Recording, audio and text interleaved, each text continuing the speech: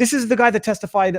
It was last week. I was trying to listen to it, but my goodness, internet was intermittent. Who was the whistleblower for Jan 6, who was sanctioned, had his security clearance revoked, and finally saw some form of justice at the end of the day. But they're going to only release the report after the next election. What are the major takeaways of any vindication that this man has now received?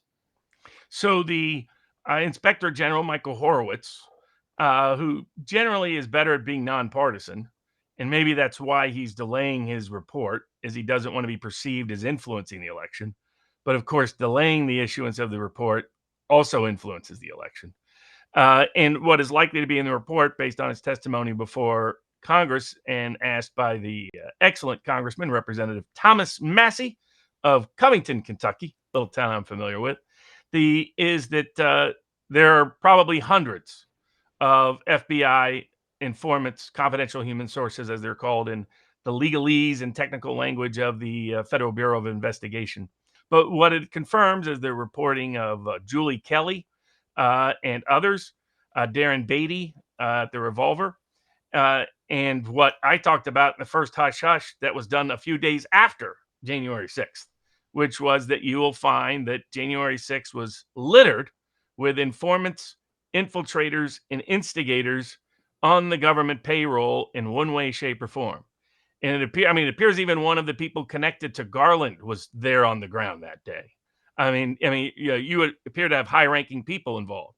We now know, confirmed, what they've been lying about for 4 years, which is that President Trump specifically requested National Guard presence to secure everything, to make sure everything stayed cool, that he didn't want anything to get out of control at all.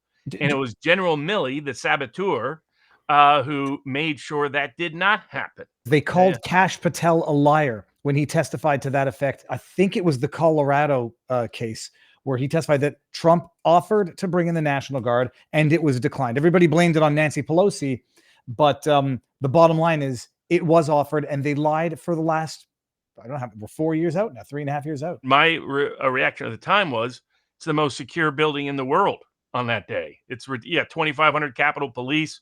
You got DC police. You got you have people who have federal Secret Service protection. FBI is also almost always present in a law enforcement capacity. And of course you could have the National Guard, and they were all over the place the day before in DC.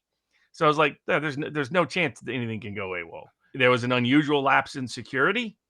There was all kinds of instigative, provocative actions by some of those security agents. Some agents were letting them in and guiding them in.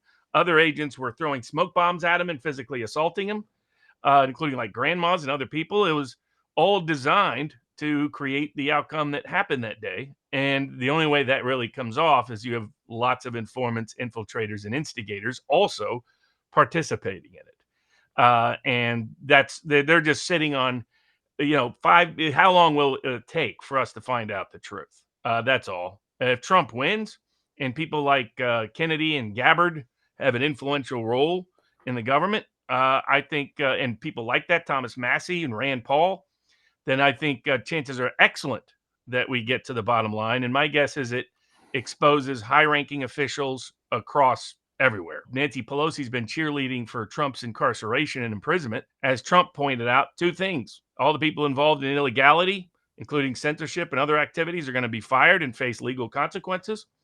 And people that have been involved in trying to fix elections, trying to scam elections, and have been involved in other illegal actions are going to pay a consequence. And he noted Nancy Pelosi seems to have been doing insider trading for a long time. And maybe it's time to look into that more thoroughly. They've unleashed a full reformist agenda for President Trump because they keep not understanding the importance of self-restraint. Well, the more you say that out loud, the more it really does make me nervous that the people who are saying he's going to lock us all up, they probably know that they deserve to get locked up, and they'll do everything and anything under the sun not to get locked up, which means not to allow Trump to get elected. So they're going to release the more detailed report after the election, which is a form of election interference. It's wild. Did you watch the testimony of the guy? I forget his name now, and I don't mean to be disrespectful. No, Michael Horowitz. So he was the one who did the Inspector General report that outed a lot of the scam of Russiagate. So he was an Obama appointee, but he's been a pretty straight shooter. I don't doubt his reasoning on this. I don't think he's trying to influence the election. The fact that he's delaying the report tells me he believes it's so explosive that he would be then blamed for influencing the election. Again, not disclosing it does that too. I don't think he can really dodge it, but he's trying to remove himself from being an obvious influencer of the election.